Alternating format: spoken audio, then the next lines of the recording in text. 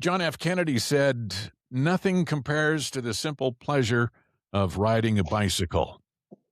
My first thought was, well, as long as it's not a bicycle with no seat. Indie filmmaker Paul Perrier is my guest again today. Reluctantly. This podcast reluctantly sponsored by ThompsonMortgages.com.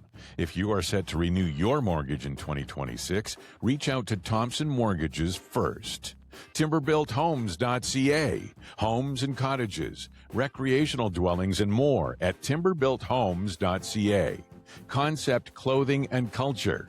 Amazing custom-made clothes for men and for women at ConXEPPT.com. And Wendy Campbell, realtor at BlackmoreRealEstate.ca. If you would like to list your home, or if you're searching for your forever home, email Wendy at BlackmoreRealEstate.ca. WENDE at BlackmoreRealEstate.ca. Reluctantly. Great to see you again, Terry. Thanks for having me on. Absolutely, Paul. Thank you for joining me again. I would say it's got to be around a year and a bit since we last spoke. I think we spoke. Yeah, we spoke. The last time we spoke, I had completed the film. I had edited the film, and I had just started trying to promote it. You were one of the first people to. I reached out to you. I'd only seen you online, and you were one of the first people to respond to me. And we did our interview. I forget the exact date, but it was before the film had done anything. Like at the time, I had uploaded my film to YouTube. Like I didn't know what else to do. It actually got quite a few views. I entered it in I think I entered it in one film festival, a mobile film festival that was just starting out. I entered it in that. So that was before I hadn't spoken to you. Then my film won Best Social Impact Film it's called CIMFF, the Canadian International Mobile Film Festival, which was, I couldn't have thought of a better award for my film, for what I was trying to do with my film. And it's sort of what I try to do with my artwork. So that happened. The festival was on October 13th, 2025. Won the award, and then a week later, I fell off a ladder and almost killed myself. I landed on my head, cracked it wide open, as the title of my book. I mean, I'll show you. You can see the scar. There was like 30 stitches just over my eye. I was in the hospital for a month. So that was a setback for sure. What were you doing on the ladder? I was doing some work. It was dangerous work, and I fell. I fell about 20 feet. No, I'm serious. Like I don't remember the fall. I don't remember going to the hospital, but I ended up spending a month in the hospital. Wow. So I'd never done anything like that before. And you have a lot of time to think. So I started to, while I was in the hospital, I was thinking, okay, what am I going to do? What am I going to do? Because I wanted to keep it had some sort of momentum that it all of a sudden stopped. So when I first started editing this film, I always envisioned it as a short documentary, which is 40 minutes and under. But in editing it, while I was editing it, I couldn't, I can't tell this story about riding across Canada in 40 minutes. So the film I ended up originally was a feature-length documentary. So when I got out of the hospital, well, I think I started when I was in the hospital because I edited on my phone. I started going, I wonder if I can get it to a short documentary. And I've been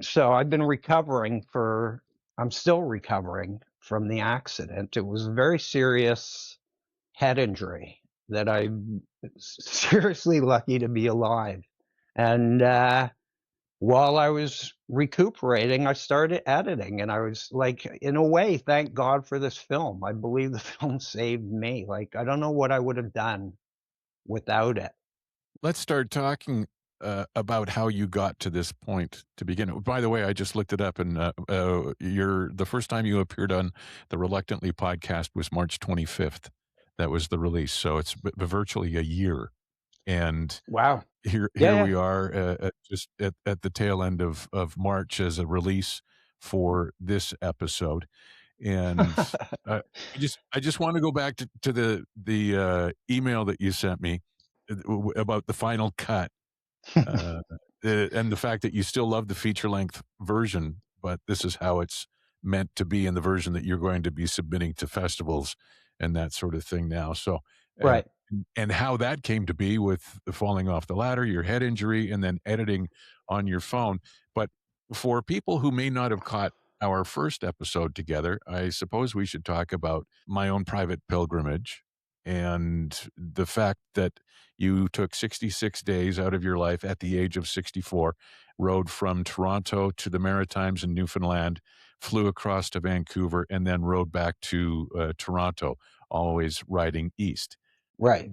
The fact that you did that at the age of 64 and you did it in 66 days is remarkable, all the while documenting it to bring attention to addiction crises that are happening in this country.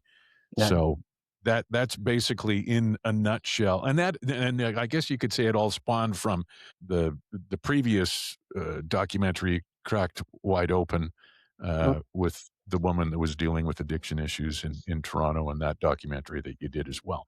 Yeah, I mean, the strange thing to me, all my work is sort of connected. I mean, it is connected to Cracked Wide Open, Cracked Not Broken also, and it's also connected to my book, which I wrote about that event, which changed my life. And when I went out to do this, so I'm 66 now. It was 66 days, but I'm 60. That was 2 years ago, coming up on I left Canada Day. Um, I had written this book.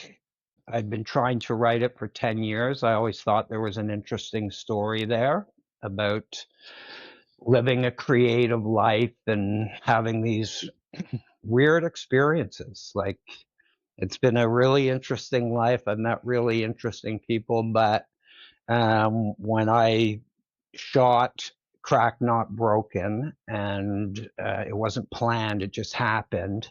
That took me on a crazy, wild ride, which literally continues today because it's all connected. So I tried to promote my book. Everybody writes a book, especially with AI. Like, everybody, you can write a book in 10 minutes. Like, if I had that, I would have saved 10 years of my life. Um, but I like promoting myself. That's part of the job of being an independent artist of any sort.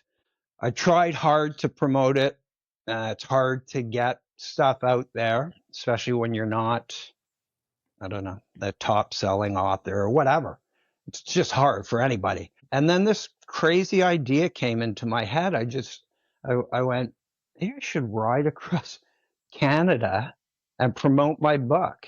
And I was looking for a change too. Like, I'd been a bit stagnant in my life from a bunch of circumstances, like from COVID to my book, which was originally going to be titled Point and Shoot: The Death of Photography. I think we talked about that before.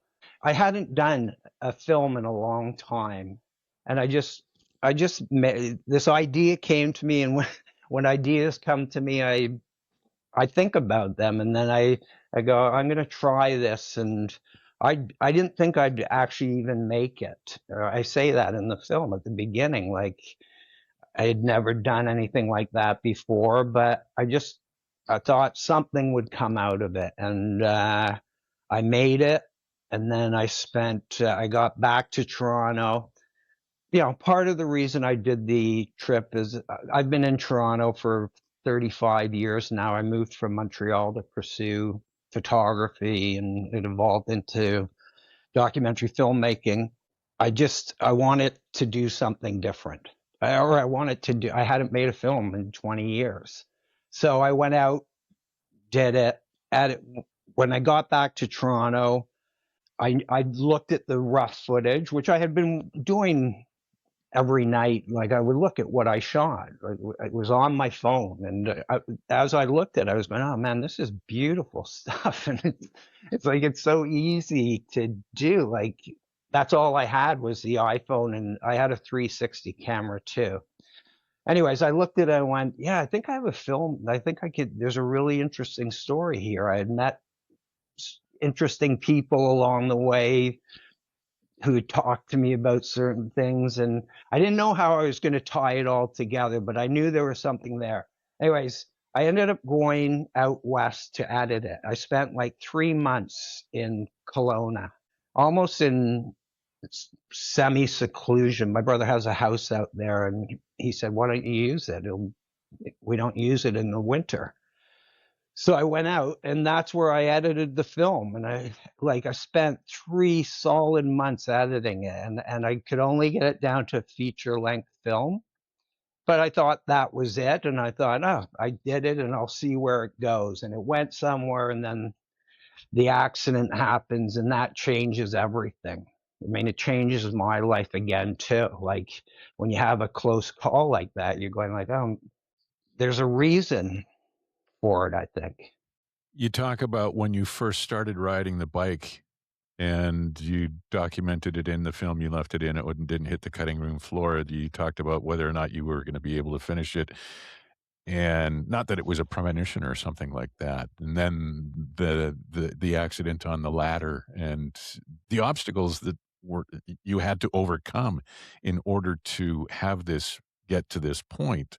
Do you think back and do you think, "Oh, there's one more thing." Do you see just random things on the street or while you're driving or something like that that make you think of, "Maybe that's why I did that"? Like, maybe is there, I don't know, is there one sentence or one word that could describe your own private pilgrimage?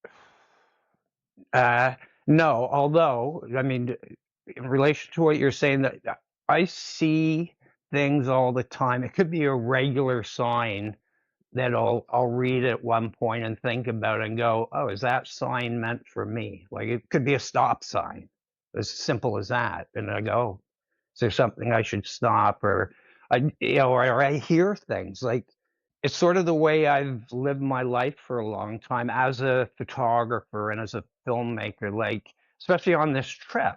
Like I didn't know anybody, I didn't know where I was going. So you really have to look and listen all the time. It's called living in the moment. Like that's in the film too. Like there's no more living in the moment than being on your bike on the side of the Trans-Canada Highway with a camera here and your bags on your side, and you have to pay attention to everything. And there's a section in my film that you've seen that I feature roadkill that I kept passing, and every time I pass that roadkill, and I would take a picture of it, document it, I went, thank God that's not me, because that could be me by the side of the road if somebody's on their phone or whatever. Like it's a dangerous place to be, but I didn't have any problems on the road. It was it was afterwards where it's all done, and like getting your work out is hard. Like I really appreciate you're doing this again and the first time, but that's part of the ride was hard. The editing was it's hard. Life is hard. That's what my film's about. And you're going to there's setbacks that come out of nowhere. If everything was easy, everybody'd be doing it. Like if what you did was easy, then everyone would do it. Right. I think that's the way you have to look at it. And you think back to you were an indie filmmaker, amateur filmmaker when you were even a kid growing up in Montreal, long before you moved to Toronto. As you look back at that and then forward to this when you're 64 and all of a sudden decide to ride your bike across the country to promote your book and to bring addiction awareness to people across the country, did you first have an idea that you were going to do it as a documentary film, or did that develop as you were videoing sort of thing? Yeah, I knew I was going to document it through photographs for sure. I Right. didn't, when I started, like that was part of it, all came around pretty quickly. And I had to make a few quick decisions. And I have really professional camera equipment that I could have brought, but I was going like, I can't carry, I won't be able to carry this and pulling it out and setting it up. So I decided I'm only going to like the iPhone now, the quality is really good. They're like you Mhm. can shoot 4K, so that's why I shot that. But yeah, going back to what you were asking, when I was a kid, I took photographs, and there's one particular photograph that's in my book and in the film. It's me taking my first picture when I'm 10 years old from a Polaroid camera, and I remember that moment, watching that Polaroid develop and then seeing myself and going, like, I just knew I was going to be a photographer. I knew I was going to like use that well, I started using it from that moment on. And then I made films. I started making Super 8 millimeter films when I was about 12 years old. And that was like the iPhone of today, right? Like, not many people use Super 8. Like when I had a Super 8 camera, I was the only kid I knew who had a Super 8 camera, but it allowed kids like me to make stupid little movies and learn. I would edit film in my house and glue things together. And the editing process isn't that much different. I edited most of this film on iMovie. And that's the most basic form of editing. Like there's Final Cut Pro is what most people use, but I wanted to do it all on my phone.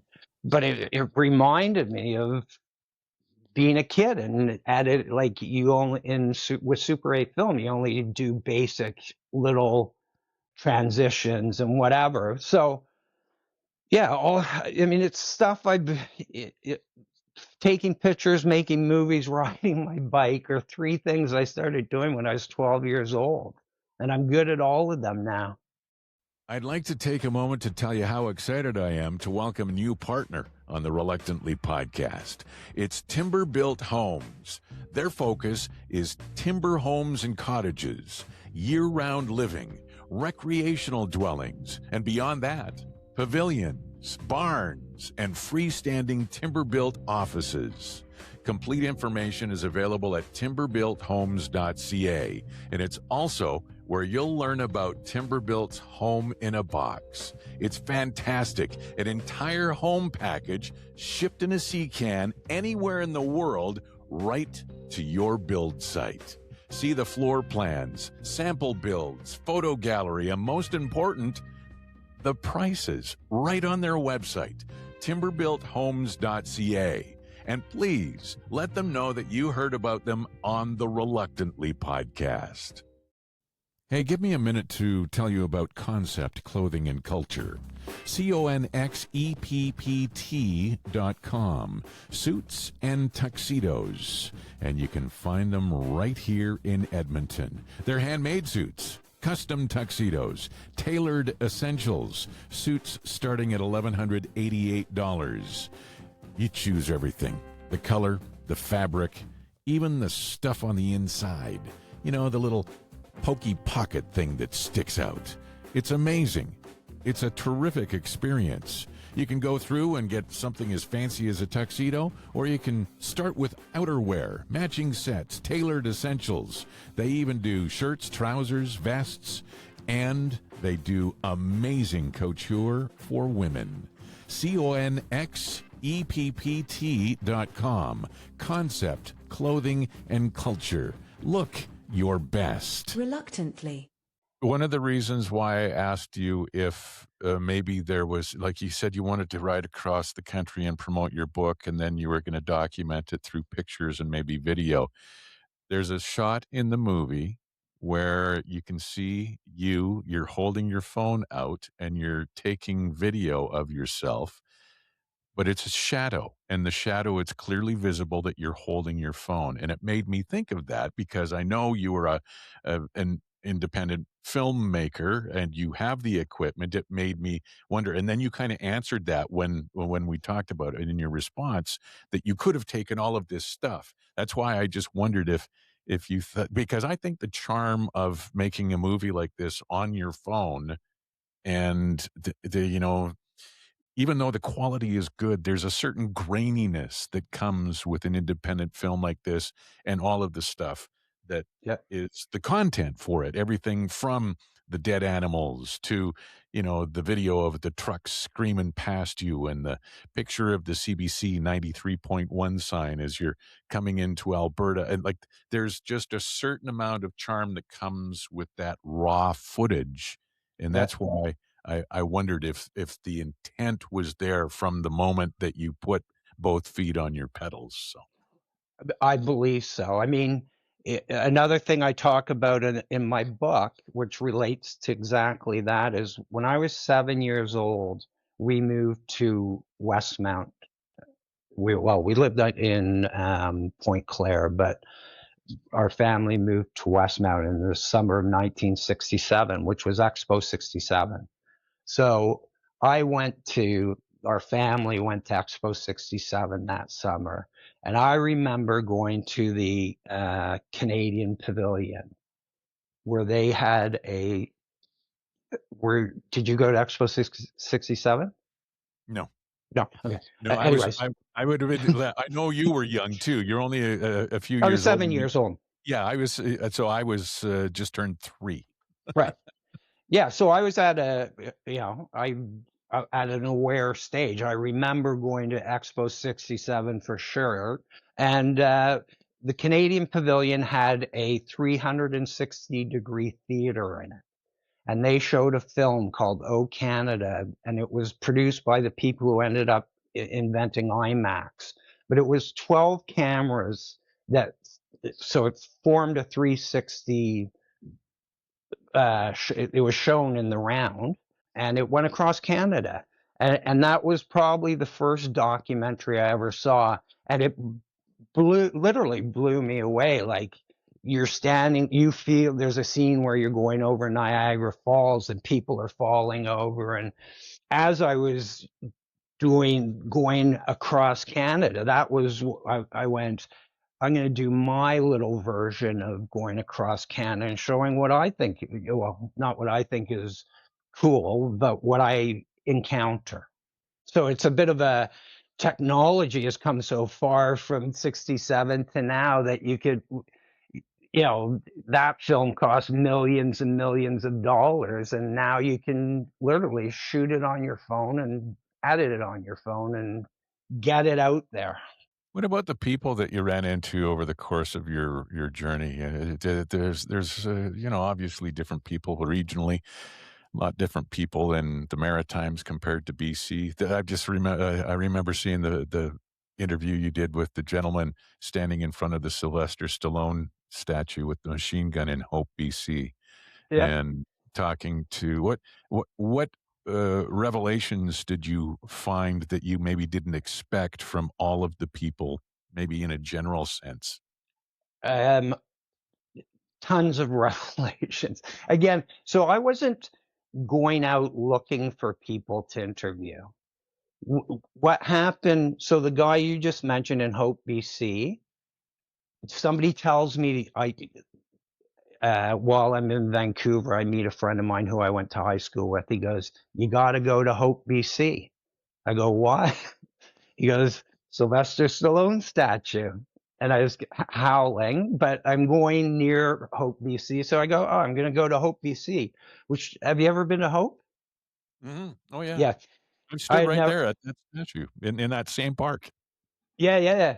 and it's a cool little town. And the thing I loved about Hope, and it's in my film, was that cinema that was there that had been open for 45 years. And I remember there's a scene where I ride by it. Anyways, but before that, that guy was a tour bus guy. I had just pulled up to the statue I was going to do a selfie or something with Stallone behind me, the typical thing. And he just started talking to me, and he had this story that he met Stallone. He was a bouncer in a bar I think he might have been from Edmonton. You're from Edmonton, right, Terry? And I mean, yeah, located in You're the in Edmonton area. Edmonton. He said, we just started chatting, and he said, I'll take a couple of pictures of you. And then he asked me what I was doing. And then he said, I said, can I interview you? And then he just started, like, I didn't ask him anything. I just told him what I was doing. And then he put, that particular part was he kind of just encouraged me as to what I was doing. And let me tell you, that kind of encouragement when you're out there for a while is really helps. Like, I needed that. So there's all these little, I seem to meet people in not every place I went to, but it all spread out throughout the story. There's these interesting little people there's this guy in Quebec that I meet at an addiction center that I just happened to pass, and he was an ex-addict, and another guy who was really encouraging. That was at the beginning of the trip, and he was just going, yeah, you keep going, keep doing it. And then I meet when I get to St. John's, that's when my film starts getting, I shouldn't say heavy, but it's where I really began there was two people in St. John. One was a homeless person and one was a street musician, ex-addict.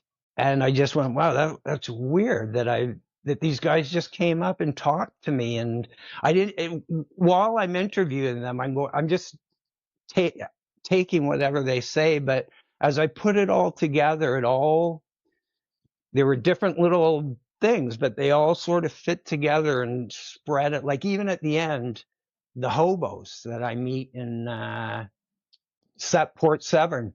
Yeah, they were going to hop on the train and take the train west. Right. And they're a great example. So I'm a day away from getting back to Toronto, and I meet these two hobos, two young guys who are hitchhiking on the side of the road. And you couldn't have cast better hobos than those two guys. Like, they looked, I remember looking, they're going, it looked like a movie scene. So I went up and talked to them, and they were really nice. But what they said towards the end of my film, like, one guy's going, yeah, he was going, we're going to hop on a train. And I go, why? And he goes, you just feel as you're going across, you just feel small in the world, and you're in awe of nature and stuff. I'm going, yeah, that's just what I experience, and that's just what's about to end for me too. Like, I'm going back to Toronto. Like, there's a bittersweetness about getting home. And as much as there is when you're on the road going, God, I can't wait to get to the end. But the closer you get to the end, you go, oh man, I'd like to continue this on a bit. Think about the inspiration, though, that you had for those two guys that were about to jump on the train, because you were at the end of your journey of almost 5,000 kilometers, and they were at the beginning of theirs of however 1,000 kilometers they were going to just experience in between train cars or whatever the case on the rails, trying to get as far west as they possibly could, whether Vancouver was their final Yeah, destination or something like that. But I found it interesting with those two guys that the thing in that particular scene was not so much about you listening to them, but perhaps what they heard from you and ended up being inspiration for them. Did you ever think of that? could be. Yeah, I mean, I'm sure it's a little bit of both. With the editing of the film so that it qualifies for the category that you're aiming at for these festivals being under 40 minutes, there's things that you have a hard time cutting because, like you said, it was a feature-length film, and then you had to cut it down to under 40 minutes so it would qualify. Uh, so it's hard to cut things out. Is there something that was hard for you to leave in the finished product? Well, so the film, the way it stands now, is at 40 minutes, and during the credits of my film, I use it as an epilogue segment, which sort of um, tells the story of it winning best social impact film at the festival, Mhm. and that and it involves the accident quickly, and then it talks about me taking it out on the road, because winning best social impact film was a great thing for me, or for the film. But when I got it again, it's like a sign. It's like, okay, well, what do you do with that? Like, it's a trophy, or an award. But I went, no, I think my film can actually have some impact on two situations. It's addiction and it's homelessness. Like the homeless situation in Canada, like anywhere now, it's bad for people. Like, it's bad for me. Toronto's like Vancouver now. Like, going out for a walk in this city is depressing. Like, it's bad for your mental health. And I don't know what the solution is. But I believe from the screenings I've had so far and what I do with my films and stuff, I'll reach people and maybe connect with people who might have solutions, or might lead to something, or whatever.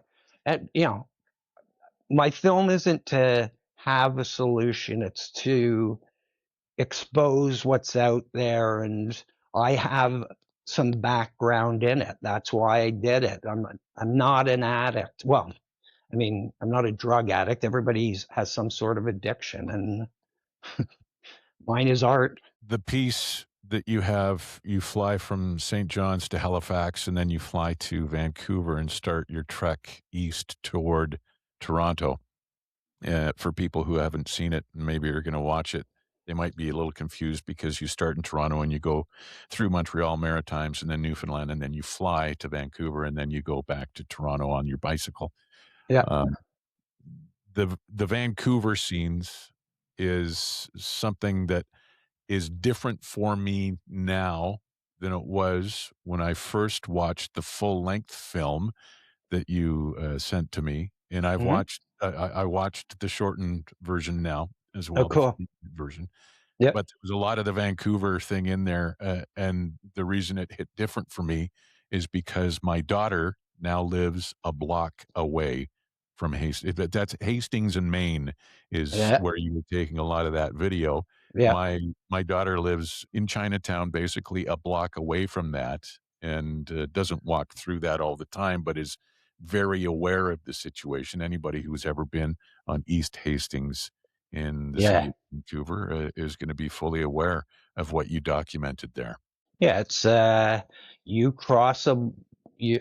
Well, I do it on bike, but I'm riding west to east, and you pass. Is it Main Street? What's that? There's a corner I take and shoot, and you come around that corner. It's like you are in a different world that is, well, seeing it with your eyes is unbelievable. That's that's interesting that your daughter's living there. And then when I finished editing my film, I went back to Vancouver for a couple of weeks, about a month, because I was going to try to start something there with the film and maybe come west, but that didn't work out. But I spent a month in Vancouver near that area too. And it is, well, it's impossible to describe, but it is so depressing to to see, to that.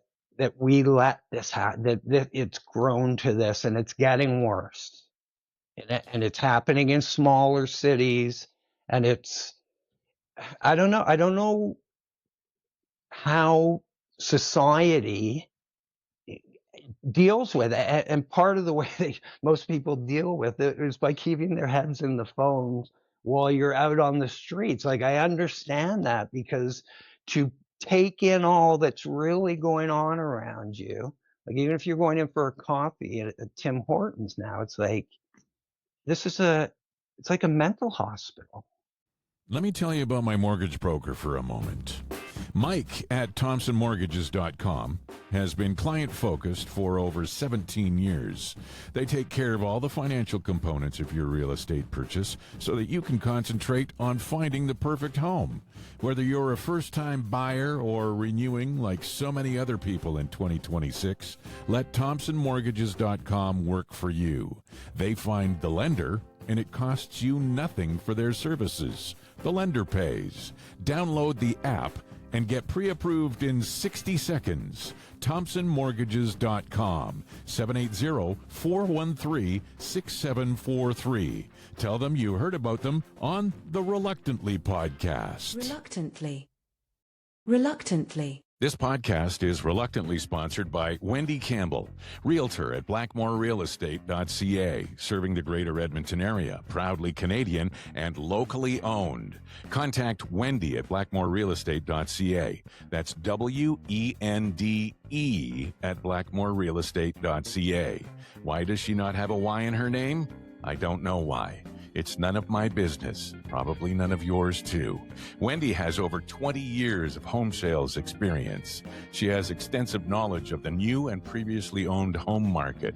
She can help you out with a free market evaluation of your home. And if you're looking to buy your forever home, she's got all the resources to help you with that as well. Not to mention, she's a builder partner with Rowett Homes. Wendy at blackmorerealestate.ca. WENDE at blackmorerealestate.ca. Reluctantly. You use the word depressing. Do you think maybe a more appropriate word might be heartbreaking? Totally. That's a much more appropriate word, but it when it's around you all the time, I don't know, I feel a bit depressed.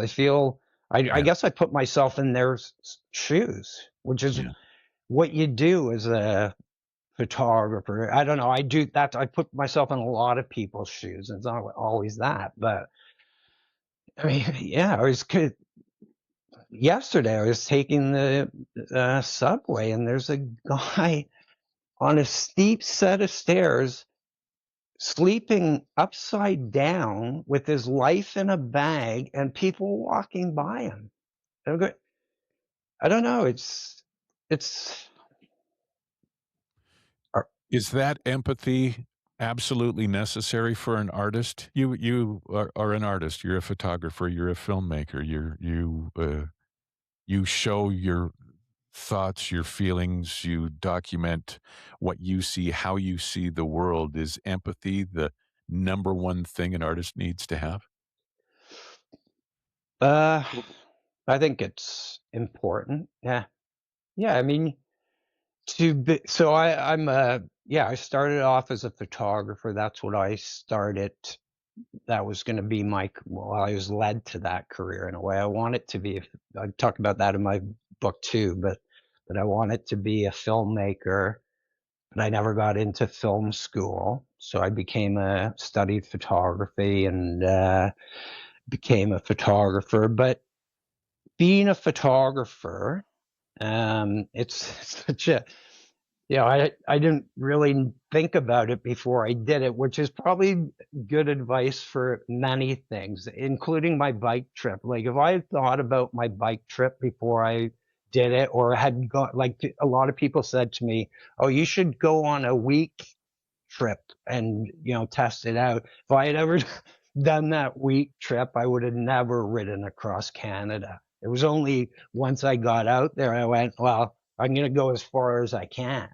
But anyways, Empathy, yeah. Like as a photographer, like it was really strange being well, I'm still a photographer, but although I'm not a commercial photographer anymore, I still do some work. But um, when I was doing it, and still when I take people's pictures, people go, oh, I hate having my picture taken, which is such a terrible thing to hear. Like, oh, what's wrong with getting your picture? Like, I'm a professional, and I'll make you look good and stuff. Anyways, yeah, I've met so many people, from some of the richest people in the world to some of the poorest people in the world, and I photographed them, worked with them, and yeah,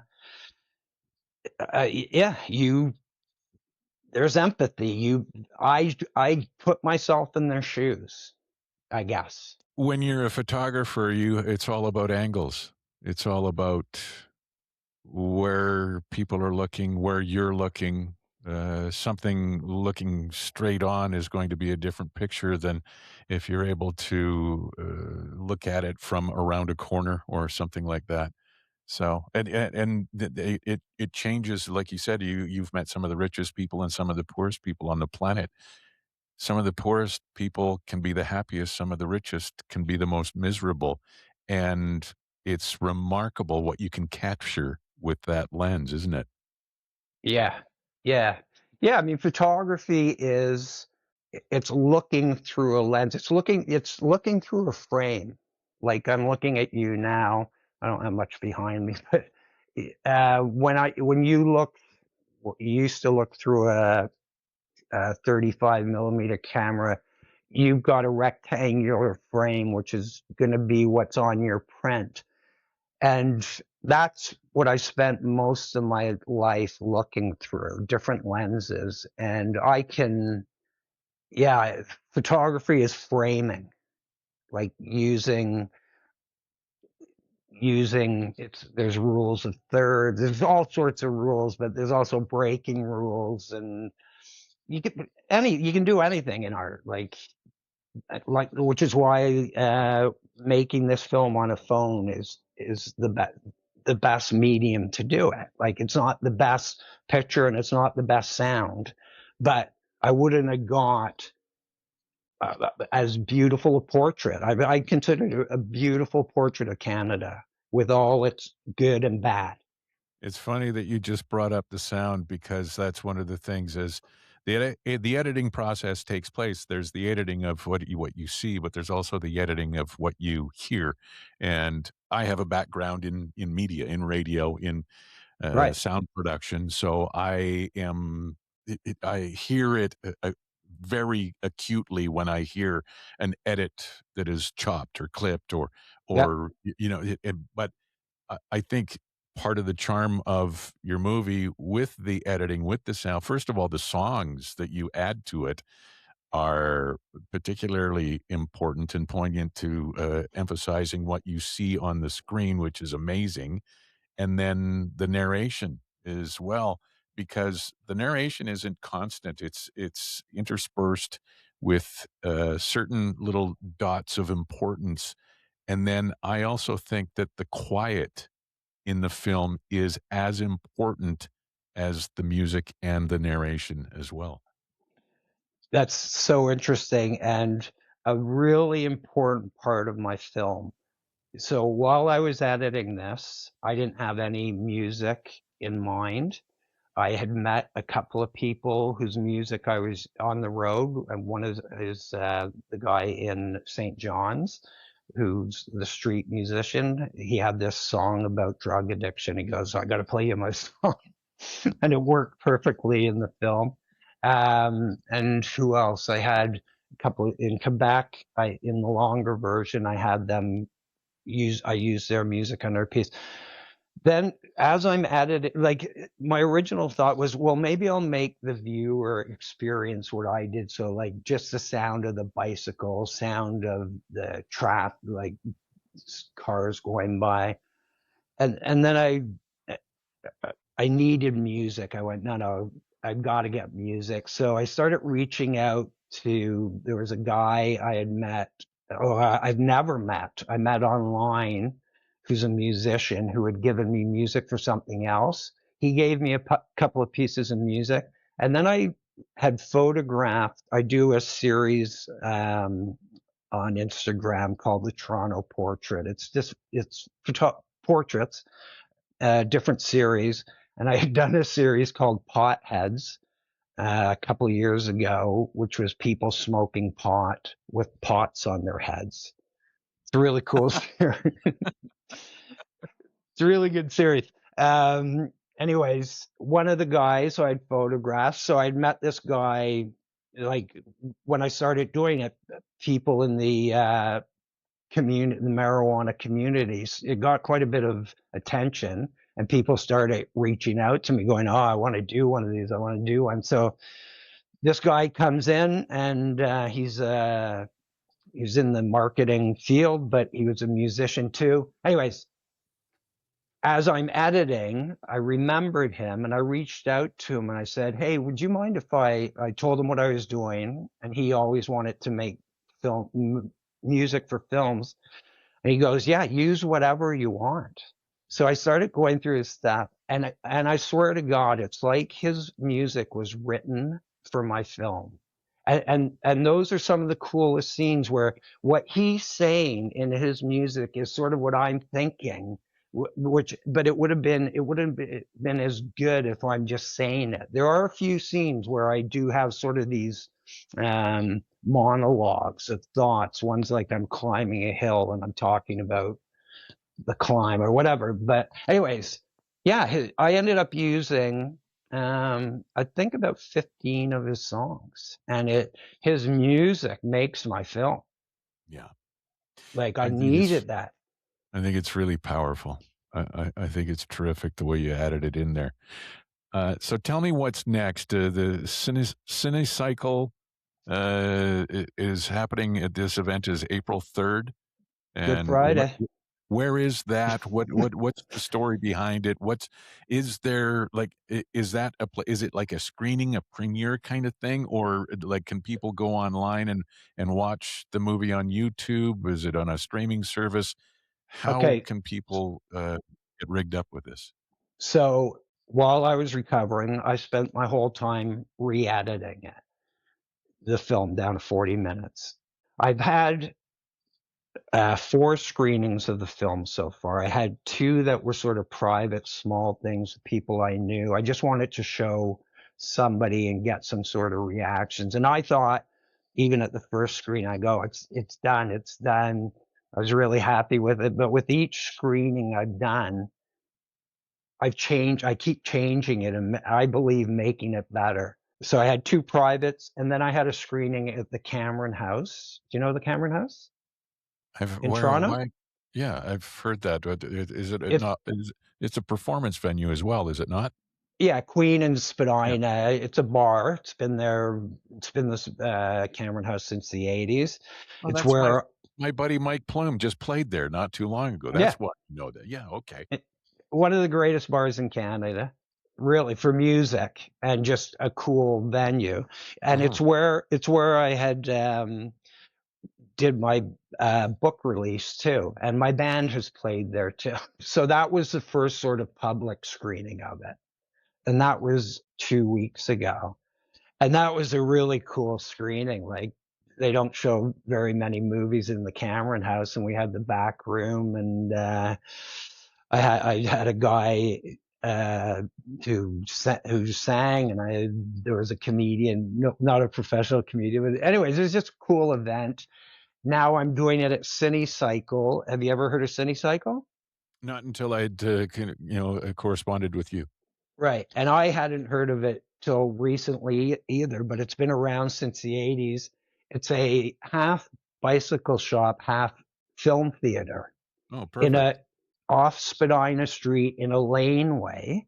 It's the coolest little spot, and it's a perfect place for this particular film to screen. So yeah, that's happening on Good Friday, which is kind of ironic too, because it's a film about a pilgrimage, which has sort of certain religious tones to it. That's going to be a really cool screening. And then, yeah, I'm going to start these have all been building up. I was editing the film still today, but I'm at the end of my film. Like it's where it needs to be. I've entered it into about 15 short film festivals so far. It won one already. It won Best Mobile Film at the Amsterdam New Cinema Film Festival, and I believe it's going to win more. I think just the right type of film in the short category, short film category. More like I think it has a better. I think it has a better chance of getting out there anyways. Like long documentaries, and although I love my long version of it, the documentaries that get coverage are very sensational. Like it's about war and it's all like documentaries are pretty depressing. But in the shorter category, I think my film might have a chance to stand out a bit. I mean, it's got some sensational stuff in it, which is the addiction and the homelessness. But my film I believe it's a pretty positive outlook on life. It's about living. My underscore own underscore private underscore pilgrimage is where you are. Lots of underscores. Where you are on Instagram, where people can keep up to date on the progress of I think everything. I think you could just put my own private pilgrimage and it'll come up. The underscores will come up on their own. My own private pilgrimage is the documentary. Paul, it was great to chat with you again. I guess next up, you're going to ride across Canada at 67 on a unicycle just to make it more challenging. What? Tricycle, safer. It'll take a little longer. I am going to be coming across Canada. Yeah, part of the thing is this. I want to build. It's a grassroots beginning, and that's how I like to build my work. But I believe there's a path for this film, and I hope the film goes on long after I pass on. Reluctantly. This podcast reluctantly sponsored by ThompsonMortgages.com. If you are set to renew your mortgage in 2026, reach out to Thompson Mortgages first. TimberBuiltHomes.ca. Homes and cottages, recreational dwellings, and more at TimberBuiltHomes.ca. Concept Clothing and Culture. Amazing custom-made clothes for men and for women at ConXEPPT.com. And Wendy Campbell, realtor at blackmorerealestate.ca. If you would like to list your home, or if you're searching for your forever home, email Wendy at blackmorerealestate.ca. WENDE at blackmorerealestate.ca. Reluctantly.